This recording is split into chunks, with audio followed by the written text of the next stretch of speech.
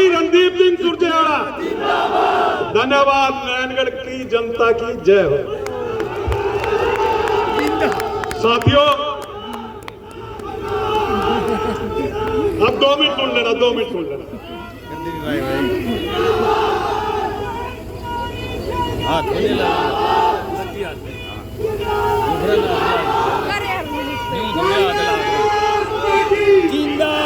भाई अब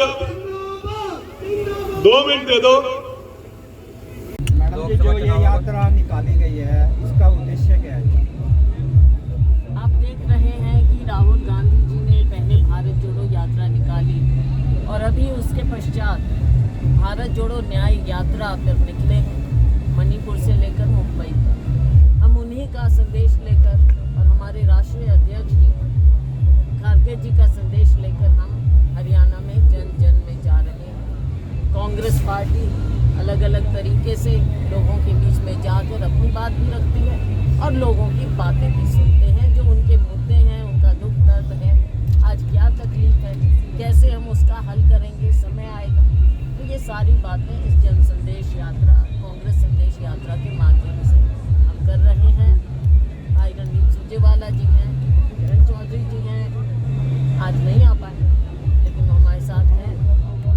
हमारे अन्य साथी हैं, आपने देखा रामकिशन जी हैं और सभी साथी हैं, मैं हूँ।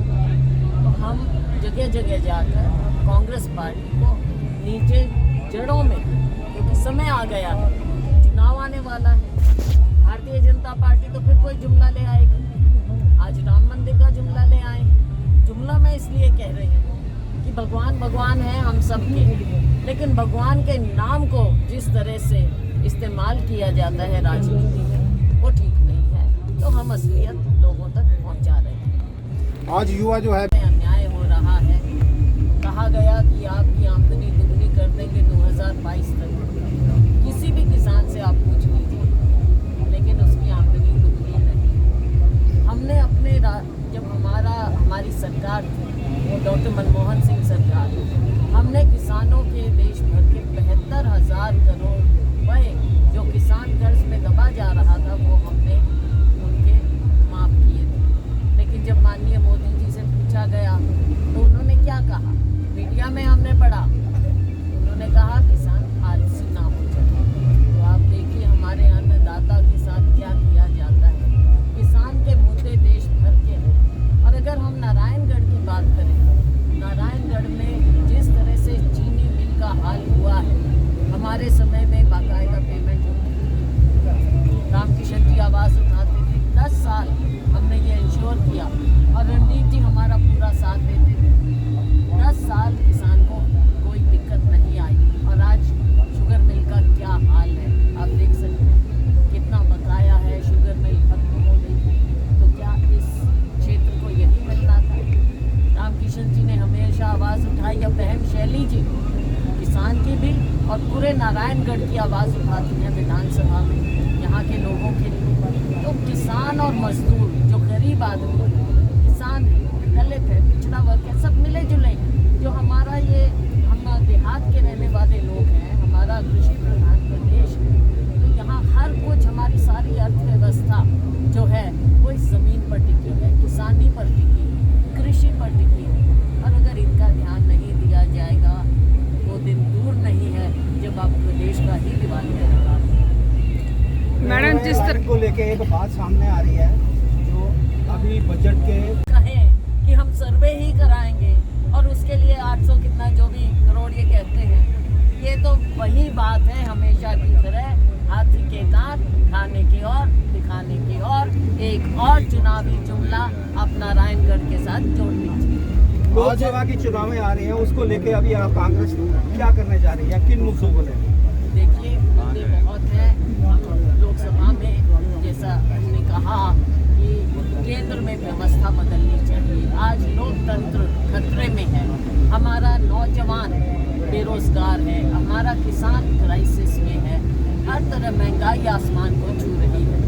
बहुत से मुद्दे हैं, इन सब को लेकर जो हमारी पूरी जनता देशवासी त्रस्त हैं, हम सब मुद्दों को लेकर जा रहे हैं। राहुल जी, खड़गे जी इनकी बात उठाते हैं और हम लोगों के बीच में उनका जैसे गठबंधन लोकसभा के चुनाव में। गठबंधन को कमजोर करने के लिए जिस तरह से सरकारी एजेंसियों का दुरुपयोग किया जा रहा है उसके बारे में क्या कहेंगे? कि आपने देखा कि बिहार में जो हुआ वो ऐसा लगता है कि कोई साजिश रची गई। जिस प्रकार से नीतीश जी आए, जिस प्रकार से नीतीश जी गए, सत्ता का लोभ भी एक चीज़ है और दूसरा चुनाव से एकदम लोकसभा चुनाव से पहले ये एकदम कैसे हुआ, क्यों हुआ, जब हम बातचीत कर रहे हैं आपस में लेकिन पीछे पीछे ये साजिश रची गई।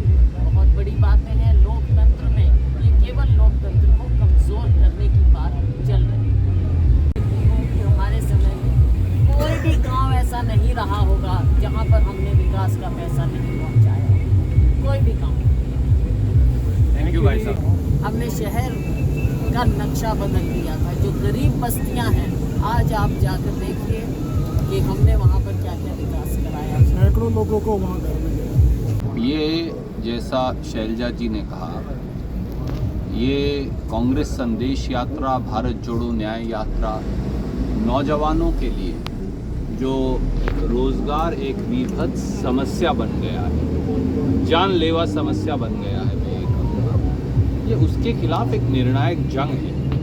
सरकार को इस बात के लिए मजबूर करने की और लोगों में एक जन जागृति पैदा करने की कि रोज़गार जो है इस देश की सबसे बड़ी ज़रूरत और सबसे बड़ी प्राथमिकता होनी चाहिए।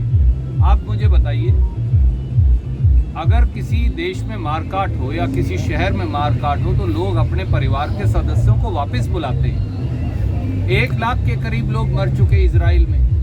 खट्टर साहब कह रहे हैं हमारे बच्चों को कि तुम इजराइल चले जाओ 20,000 रुपये की लेबर की नौकरी के लिए। जब परिवार का मुखिया ही मौत की आग में परिवार के सदस्यों को झोंकने लगे तो फिर सरकारें अपने कर्तव्य का बोध कैसे कर पाएंगे? कभी बोलते हैं कि आप ठेके पे फौजी लग जाओ। क्या किसी देश की फौज आपने ठेके पे देखी है? और जब ये फौजी 4 साल के बाद वापस आएंगे 21-22 साल की उम्र में, फिर ये क्या करेंगे? इन्हें रोटी कौन देगा? क्या ये समाज में एक नई हिंसा की शुरुआत का घिनौना षड्यंत्र नहीं हो रहा? 2 लाख से ज़्यादा सरकारी नौकरियां खाली पड़ी हैं, परंतु खट्टर साहब 47 पेपर लीक होने के बावजूद भी पेपर लीक गिरोह जो है ये सरकार उसकी संरक्षक बनी बैठी है। इसलिए शैलजा जी, मैं और हम सब एक निर्णायक आवाज़ हरियाणा के नौजवानों के लिए इस मुद्दे पर उठा रहे हैं। Thank you. जिनको हाईलाइट करके वो एक अपना पक्ष रखना चाहती है जनता के बीच में और चुनाव जीतना। शैलजा जी ये बात पहले ही कह चुकी है। किसान के उत्पीड़न का मुद्दा, किसान को फसल की MSP की गारंटी देने का मुद्दा, किसान को उसकी फसल की कीमत देने का मुद्दा, बेरोजगारी के उन्मूलन का मुद्दा, दलितों पिछड़ों के साथ जो भेदभाव, अत्याचार और आरक्षण को खत्म करने की जो साजिश हो रही है उसको रोकने का मुद्दा, आर्थिक असमानता और भेदभाव, देश की 55% वेल्थ आज 4% लोगों के हाथ में है। कैसे चलेगा देश? जो अमीर हैं वो तो इतने अमीर हो गए कि उनके पास दौलत सिमट नहीं रही और 85 करोड़ लोग 5 किलो अनाज के लिए दर दर की ठोकरें खा रहे हैं। किस प्रकार के भारत? कांग्रेस के कार्यकर्ता और साथियों का जोश नारायणगढ़ की मंडी में देखा, जो भाई रामकिशन जी शैली जी ने ऑर्गेनाइज किया था। हरियाणा के लोग और हरियाणा के जो हमारे कांग्रेस के साथी हैं, ये हमारी सबसे बड़ी ताकत है। हाँ, संगठन की ताकत भी होती है, पर संगठन की ताकत से भी बड़ी हरियाणा के 2 करोड़ 80 लाख लोगों का प्यार और प्रेम है और यही हमारा सबसे बड़ा संगठन है। Thank you sir.